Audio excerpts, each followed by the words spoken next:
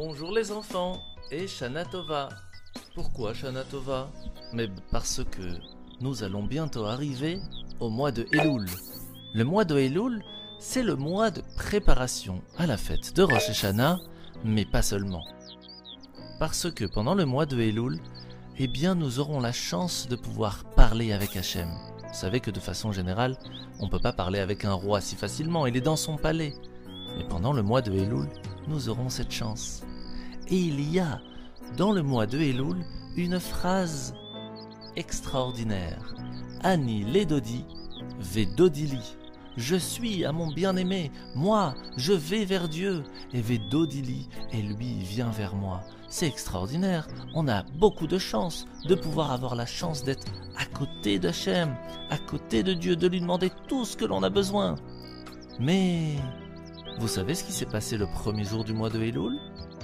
Eh bien en fait, Moshe Rabbeinu, Moïse, va monter sur le mont Sinaï pour recevoir les deuxièmes tables de la loi. Et oui, c'est pour cela que c'est vraiment le premier jour où on peut se faire pardonner de tout pour mériter tous ensemble de recevoir la Torah. Bonne journée, à demain.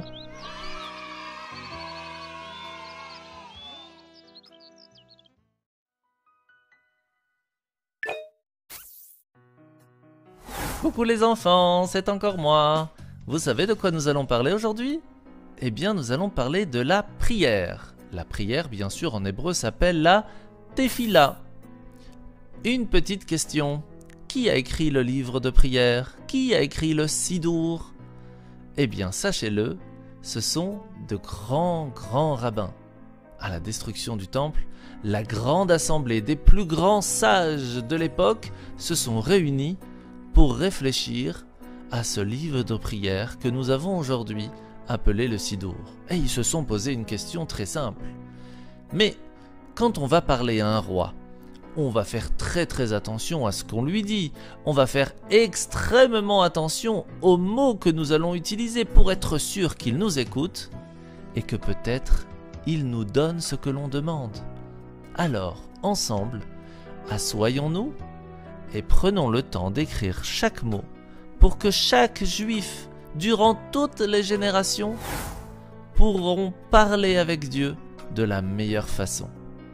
C'est ainsi que cela va prendre du temps et nous avons aujourd'hui un magnifique Sidour qui a exactement les bons mots pour être sûr qu'Hachem écoute notre prière.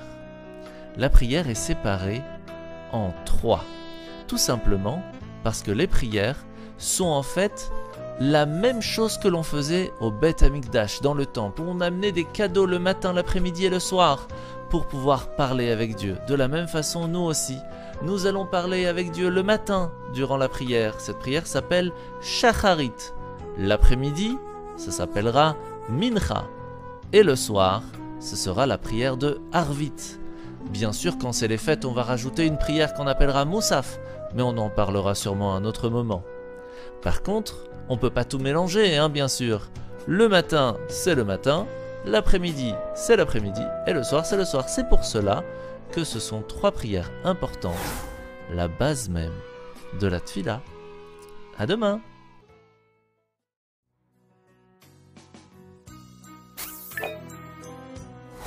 Bonjour les enfants, bienvenue sur My Torah Kids. Aujourd'hui, nous allons apprendre ensemble la paracha de Ekev. Dans cette première montée, aujourd'hui dimanche, nous allons voir que Moshe Rabbeinu vient voir le peuple juif et lui dit « Attention, si vous écoutez bien la Torah, vous faites bien les mitzvot, nous recevrons les plus belles bénédictions et nous serons tranquilles. » Et c'est pour cela qu'il ne faut pas être impressionné par les autres qui essayent de nous embêter.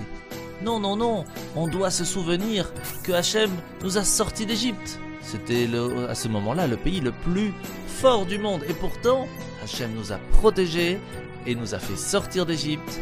Donc nous, on a confiance en lui. On ne doit surtout pas oublier de remercier Hachem pour tout ce qu'il nous donne. Et c'est pour cela aussi qu'après avoir mangé, eh bien nous allons lui dire merci. Vous savez les enfants comment on dit merci après avoir mangé? Et oui bien sûr, le Birkat Hamazon. Mais attention, On pourrait se dire qu'il faut faire que les grandes mitzvot. Et non. Comment s'appelle la paracha? Rappelez-vous, la paracha de Ekev. Ekev, ça veut dire le talon. Moshe Rabbeinu nous rappelle que même les mitzvot que l'on pourrait penser écraser avec notre pied, avec notre talon, non, non, non, on pense qu'elles sont petites, mais en fait elles sont très grandes. Parce que faire une mitzvah veut dire faire plaisir à Hachem.